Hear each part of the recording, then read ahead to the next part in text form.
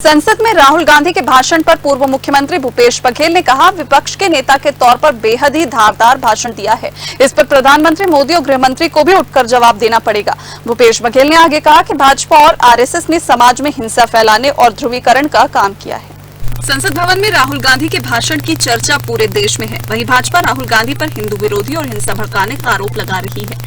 पूर्व मुख्यमंत्री भूपेश बघेल ने कहा कि विपक्ष के नेता के तौर पर राहुल गांधी ने बेहद ही धारदार भाषण दिया है, जिस पर प्रधानमंत्री मोदी और गृह मंत्री को भी जवाब देना पड़ा। राहुल गांधी ने सत्य और अहिंसा के रास्ते पर चलने की बात कही है। उन्होंने कहा कि भाजपा ने समाज में भय और हिंसा का वातावरण बनाकर रखा है।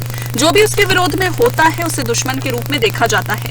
राहुल गांधी के धारदार भाषण से भाजपा बैकफुट पर आ गई है। देश क्या पूरी दुनिया के लोग इसे बड़े ध्यान से सुन रहे थे और उनका जो राष्ट्रपति के अभिभाषण पर जो कृतज्ञता प्रस्ताव आया था उस पर उन्होंने भाषण दिया बहुत।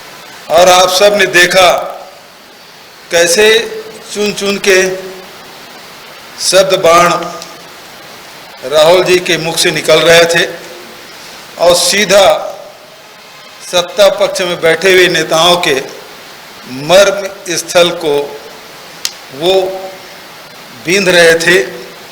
प्रधानमंत्री को 2 बार खड़ा होना पड़ा, गृह मंत्री को 2 बार खड़ा होना पड़ा, रक्षा मंत्री को खड़ा होना पड़ा, कृषि मंत्री को खड़ा होना पड़ा। पूर्व मुख्यमंत्री भूपेश बघेल ने कहा कि राहुल गांधी ने हिंदुओं को हिंसक नहीं कहा। उन्होंने भाजपा और आरएसएस को हिंसक कहा है। भाजपा का जो राष्ट्रवाद है वह हमारी परंपरागत राष्ट्रवाद नहीं है। भारत हजारों वर्ष से जिस रास्ते पर चल रहा है उसे रास्ते पर भाजपा नहीं चल सकती है। हिंदू समाज का प्रतिनिधित्व भाजपा नहीं करती। भाजपा का रास्ता लूट और षड्यंत्र का है। भाजपा न हिंदू समाज की है और न ही भारतीय समाज की।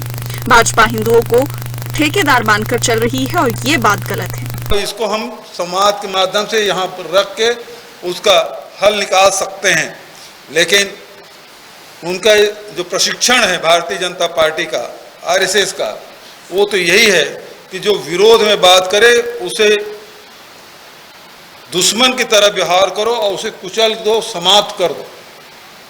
ये उनकी रणनीति रही है और इस मामले में जो राहुल जी ने कहा उसे भी दुष्प्रचार करने की ये कोशिश करेंगे। लेकिन पहली बार ऐसा हुआ कि लोकसभा में भारतीय जनता पार्टी या सत्ता पक्ष धाराशाही हुआ, निस्तेज हो गया, निष्प्रभावी हुआ और जो धारदार जो हमला राहुल जी के द्वारा किया गया उससे कटघरे में भारतीय जनता पार्टी की सरकार, या भारतीय जनता पार्टी सरकार तो नहीं है, ये एनडीए गठबंधन की सरकार है और वो बैकफुट पे आ गया।